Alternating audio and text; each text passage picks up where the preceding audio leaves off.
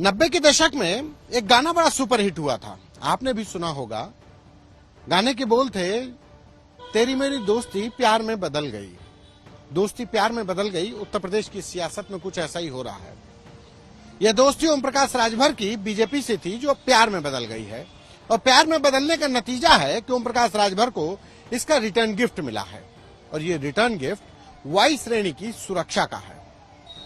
वही ओम प्रकाश राजभर जो 2022 के चुनाव से पहले समाजवादी पार्टी के खेमे में खड़े होकर सबसे बड़े खेवनहार होने का दावा करते थे और बीजेपी को उत्तर प्रदेश से उखाड़ फेंकने का बयान दे रहे थे, 2022 के चुनावी नतीजे आए तो ओम प्रकाश राजभर भी बदल गए और उनके सुर भी बदल गए।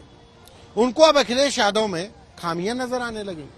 अखिलेश यादव को कहने लगे कि वो इसी रूम से बाहर नहीं निकलते, उनके सलाहकार नहीं, उनके सलाहकारों ने ही उनका मटियामेट किया हुआ है, इस तरह की तमाम बातें। और उसके बाद ओम प्रकाश राजभर की दोस्ती बीजेपी की तरफ बढ़ चली और राष्ट्रपति चुनाव में तो ओम प्रकाश राजभर खुलकर सामने आ गए जब उन्होंने ऐलान कर दिया कि एनडीए प्रत्याशी द्रौपदी मुर्मू का वो समर्थन करेंगे।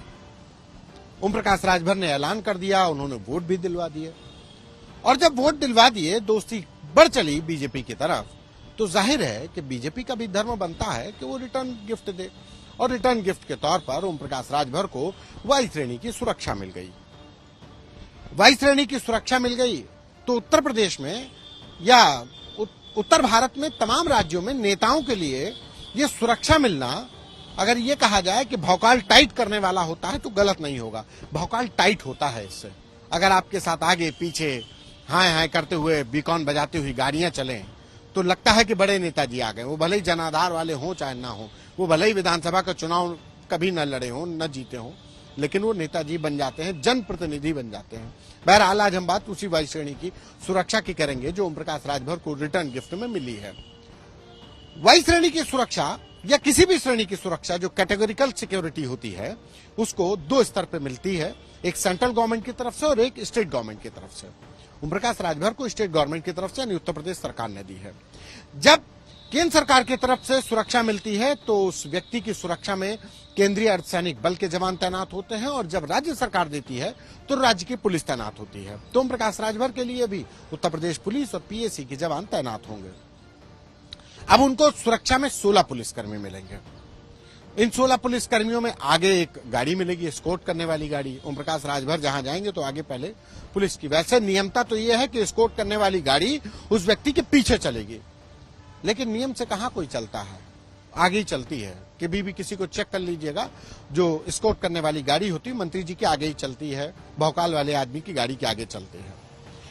उसके साथ घर पर भी सुरक्षा मिलेगी 1:4 के रेशियो में, यानी एक हेड कांस्टेबल या सब इंस्पेक्टर रैंक का पुलिसकर्मी तैनात होगा और 4 कांस्टेबल उनके घर पर तैनात होंगे।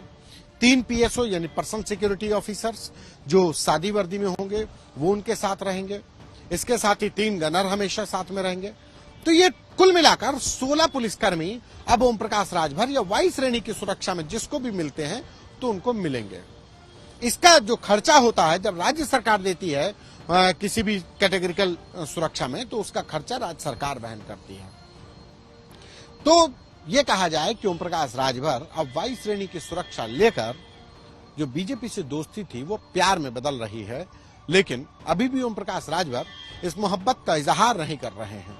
वो तो कह रहे हैं कि जब तक अखिलेश यादव हमको तलाक तलाक तलाक नहीं कह देंगे तब तक हम वहीं रहेंगे, और जब वो तलाक कह देंगे तो हम भी कह देंगे कबूल है कबूल है कबूल है।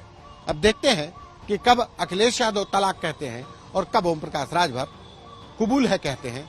लेकिन तब तक ओम प्रकाश राजभर तो वाई श्रेणी की सुरक्षा लेकर उत्तर प्रदेश में भौकाल टाइट तो कर ही लिया है।